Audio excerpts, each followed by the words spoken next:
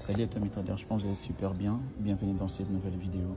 Dans cette vidéo, je vais aborder comment j'analyse l'analyse fondamentale, c'est-à-dire comment vous pouvez trader l'analyse fondamentale au quotidien étant qu'un trader de Forex. Alors la première des choses, vous devez savoir qu'il faudrait avoir une application, c'est-à-dire soit vous allez avoir une application. Alors ce que j'utilise, il y a des gens qui utilisent Investing.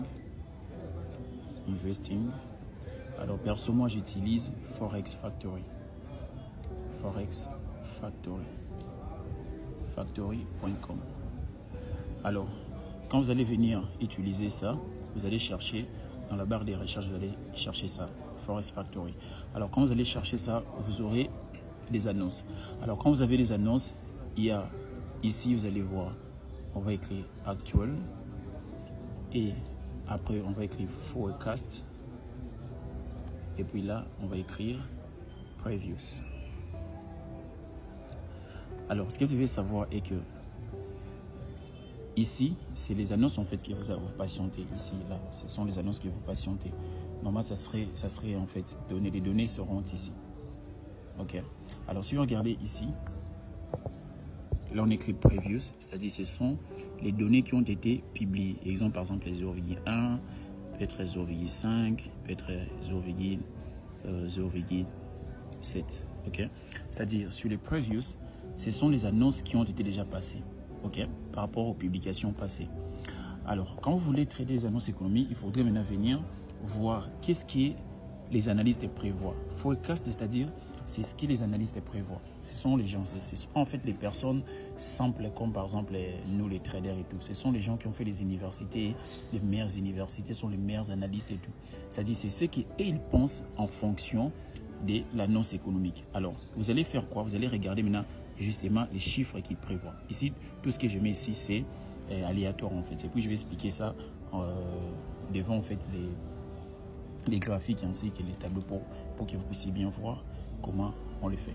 Alors, quand vous allez regarder, avant que vous puissiez aller sur vos graphiques pour commencer à trader, la première des choses, il faudrait regarder, c'est quoi leur perspective entre ces deux chiffres.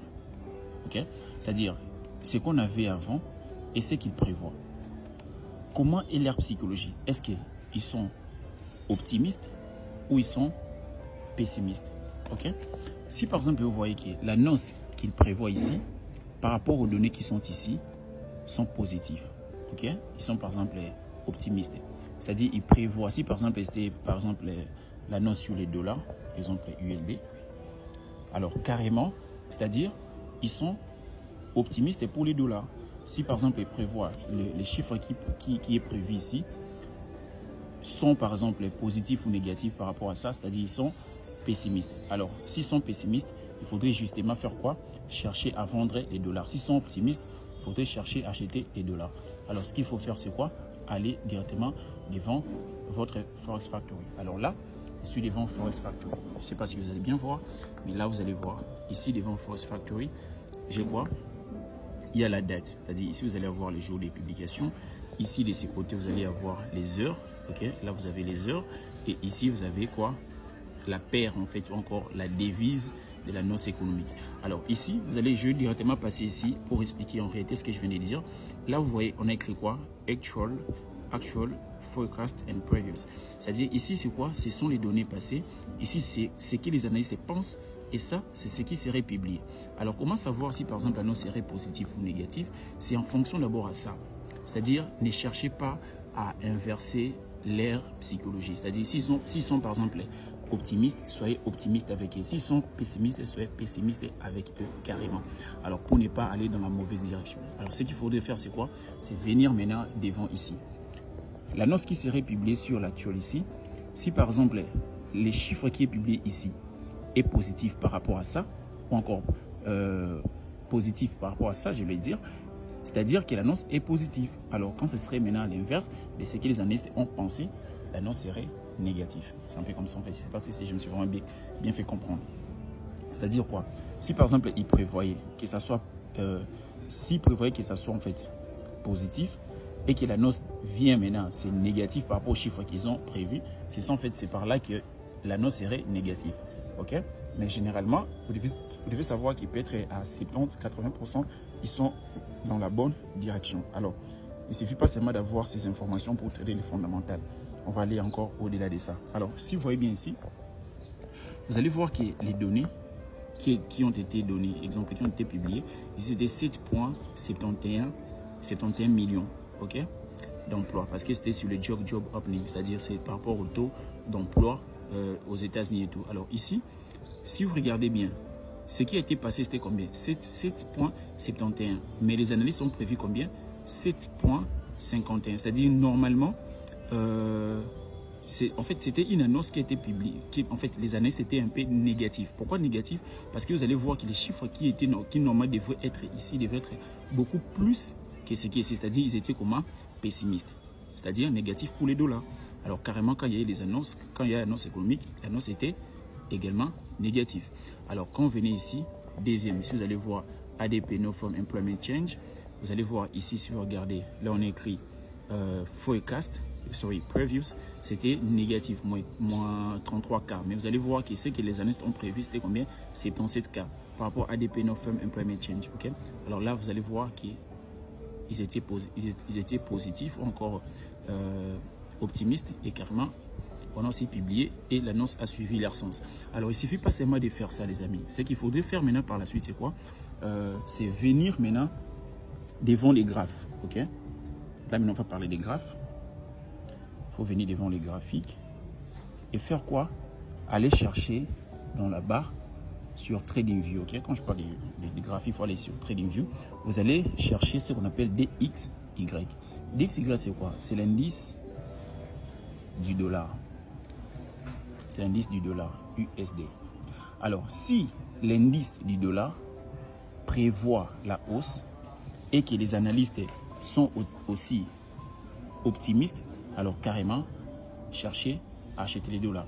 Si par exemple, les DXY pointent la baisse, c'est-à-dire, d'après vos analyses, ça pointe la baisse, et que les forecasts ou encore ce que les analystes prévoient est pessimiste, alors soyez pessimiste avec et puis vendez les quoi?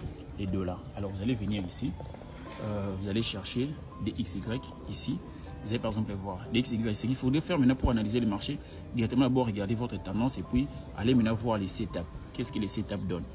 Qu'est-ce que les setups donnent? Et vous allez directement les trader. Alors si vous voyez bien, ici par exemple, vous allez voir qu'en regardant juste ici, sur les dollars, les marchés évoluer comme ça. Il y avait une impulsion, retracement, impulsion, retracement, impulsion. Là, c'était les retracements.